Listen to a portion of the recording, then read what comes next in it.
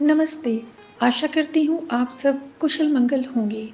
मुझसे कई बार अनेक भाई-बहनों ने पूछा है कि राम नाम का जप करना और राम नाम का लेखन जप करना, इन दोनों में क्या अंतर है? तो साथियों, नाम जप और नाम लेखन जप दोनों ही पुण्य का कार्य है।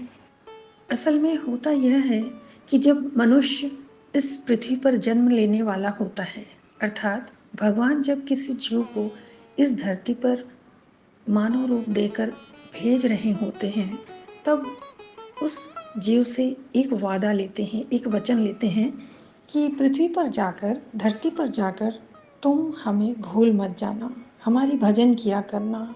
इस बात को सुनकर जीव ईश्वर से वचन देता भी है, वह वचनबद्ध होता भी है कि वह ईश्वर का भजन पूजन करता रहेगा। परंतु जैसे ही वह इस धरा पर भूमिष्ठ होता है, वह माया में फंस जाता है और अपने दिए हुए वचन को वह भूल जाता है।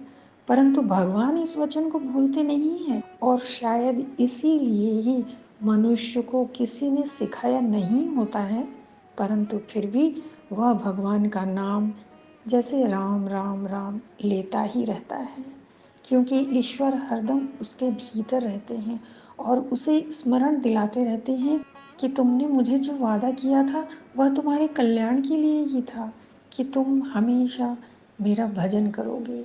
इसीलिए ही साथियों, हमें चाहे कोई सिखाए या ना सिखाए, परंतु जन्म से ही मनुष्य राम नाम अनायास ही लेता रहता है। आइए इसके अतिरिक्त हम और भी इस विषय को विस्तृत रूप से जानेंगे।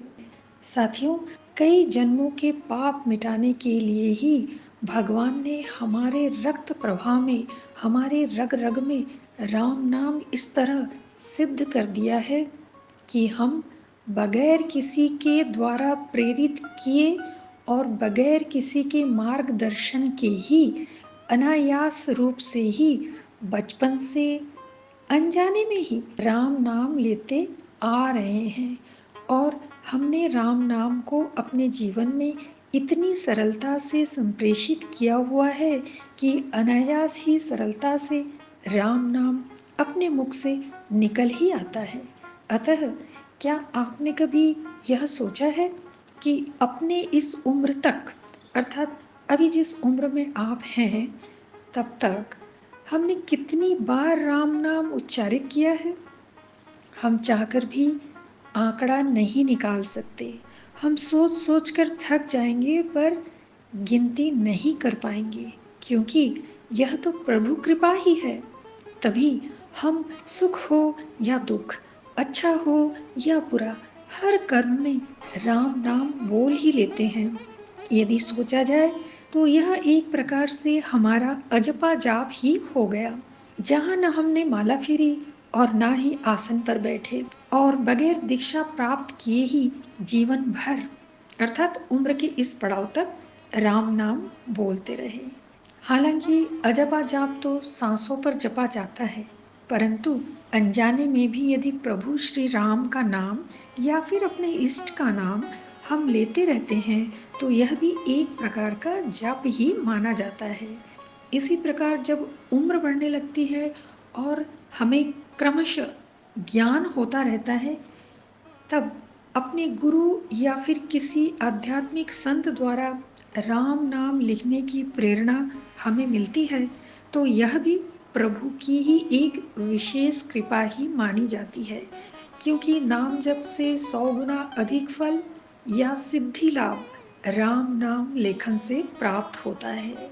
और जब अनजाने में ही यह नाम लेखन प्रक्रिया सिद्ध होने लगती है तो मनुष्य के मन में भक्ति का उदय होने लगता है।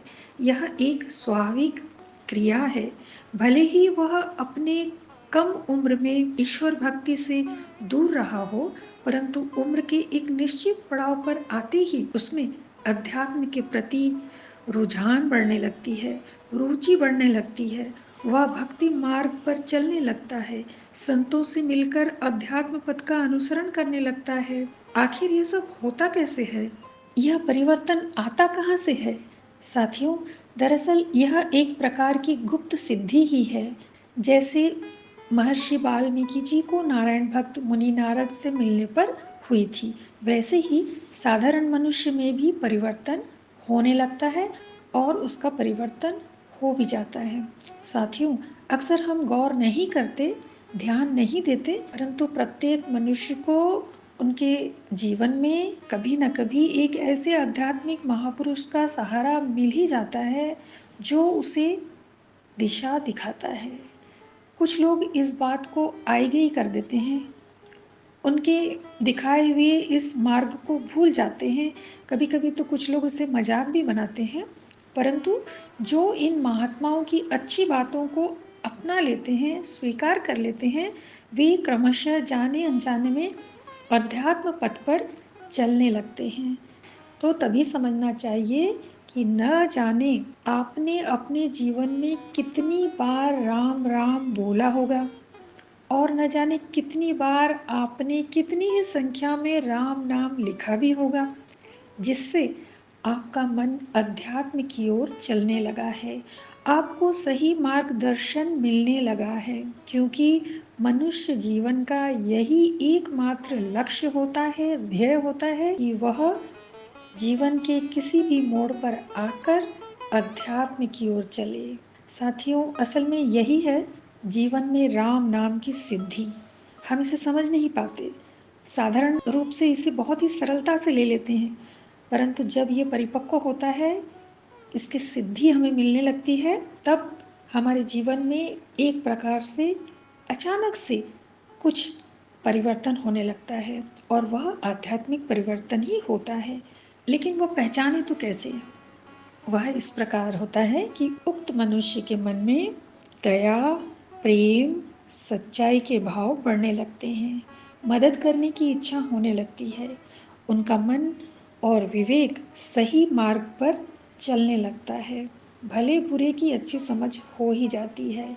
माया और भौतिक सुख वास्तविक सुख नहीं है, इसकी समझ भी होने लगती है। यही है राम नाम की कृपा और यही है राम नाम के द्वारा सरलता से प्राप्त सिद्धि। इससे ज़्यादा इस अंतरात्मा को और क्या चाहिए?